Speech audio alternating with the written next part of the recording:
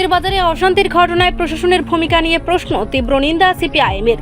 কমলপুর মহকুমা শান্তির বাজারে গত 23 অক্টোবর বন্ধের নামে যে অশান্তির ঘটনা ঘটেছে তার তীব্র নিন্দা জানিয়েছেন সিপিআইএমের কমলপুর মহকুমা কমিটি। দলের পক্ষ থেকে এই ঘটনাকে প্রশাসনের ব্যর্থতা বলেই দাবি করা হয়েছে। মহকুমা সম্পাদক কমর ভট্টাচার্য এক সাংবাদিক সম্মেলনে জানান, প্রশাসন আগে থেকে যদি প্রয়োজনীয় পদক্ষেপ নিত তাহলে এমন ঘটনা ঘটতো না। তিনি বলেন, যেভাবে দোকানে ভাঙচুর, সামগ্রী লুটপাট ও গাড়িতে আগুন দেওয়ার মতো ঘটনা পুলিশের সামনে ঘটেছে তা কোনোভাবেই গ্রহণযোগ্য নয়।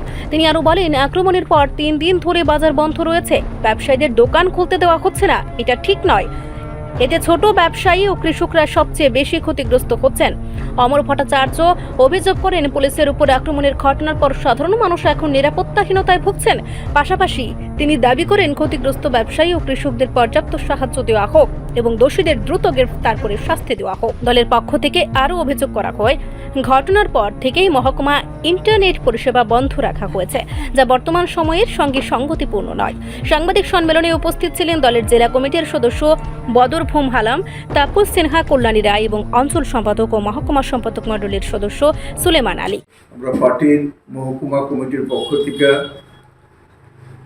প্রেস মিডিয়া, প্রিন্ট মিডিয়া আজকে আমরা যে আহ্বান জানাচ্ছি, আপনারা উপস্থিত হওয়াতে আপনাদেরকে অভিনন্দন। আমরা আজকে গত 23 তারিখ শান্তিবাজারে যে অপ্রীতিকর ঘটনা, তার পরিপ্রেক্ষিতেই আমরা অপেক্ষা করছি 2-3 দিন যে প্রশাসনিক যে ব্যবস্থা গ্রহণ করার কথা ছিল, সেখানে প্রশাসন কোনো ব্যবস্থা গ্রহণ করছে না। তার জন্যই আমরা আজকে কিছু পয়েন্টের উপরে আমরা সেখানে আপনাদের মাধ্যমে আমরা সেই বার্তা পৌঁছাতে চাই। বিশেষ করে এই ঘটনার আমরা সেখানে নিন্দা সেখানে জানাচ্ছি, যেটা বন্ধকে কেন্দ্র করে ত্রিপুরা সিভিল সোসাইটির যে বন্ধকে কেন্দ্র করে আমাদের কমলপুর মহকুমার শান্তিবাজারে একটা পরিবেশ সেখানে তৈরি করলেন বন্ধকারীরা।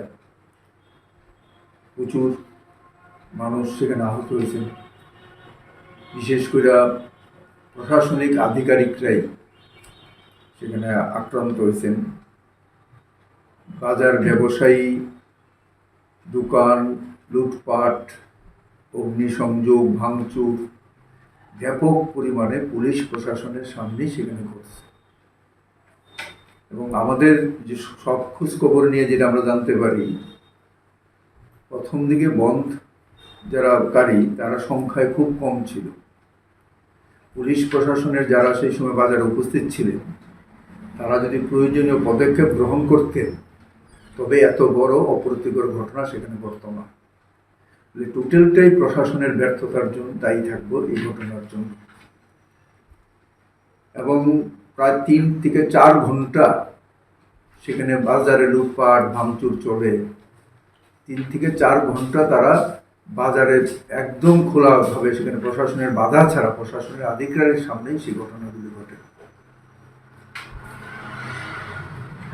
এবং এই ঘটনার পরিপ্রেক্ষিতে আজকে মহকুমা জুড়ে সেখানে 163 জারি করছে, নতুন আইন NSBT 163।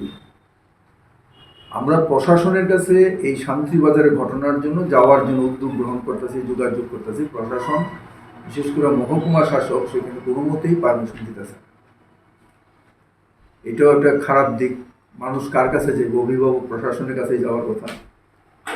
এবং এই 24-23-এর পরে 24-25-26 এই 3 দিন আজকে পর্যন্ত যারা আক্রান্ত তারা চিকিৎসা চলছে, কিন্তু যারা ব্যবসায়ী, ছোট ছোট ক্ষুদ্র ব্যবসায়ী, বড় ব্যবসায়ী, দোকানপাট সমস্ত কিছু বন্ধ। এবং ছোট ছোট অনেক ব্যবসায়ী আছেন বা সবজি চাষিরা আছেন যারা প্রতিদিন ব্যবসা করে সংসার চালান, তাদের জন্য সরকারিভাবে কোনো সাহায্যের ব্যবস্থা নেই, বা তাদেরকে ব্যবসা করার জন্য যেটা সুযোগ করে দেওয়া, করে সময় সময় খুলে দেওয়া বাজারটাকে, সেই ব্যবস্থা নেই। খুব আতঙ্কের মধ্যে দিয়ে সেখানে মানুষ শান্তিবাজারের জাতি উপজাতি মানুষ কাটাইতেছে। রিপোর্ট সংবাদ প্রতীক্ষা।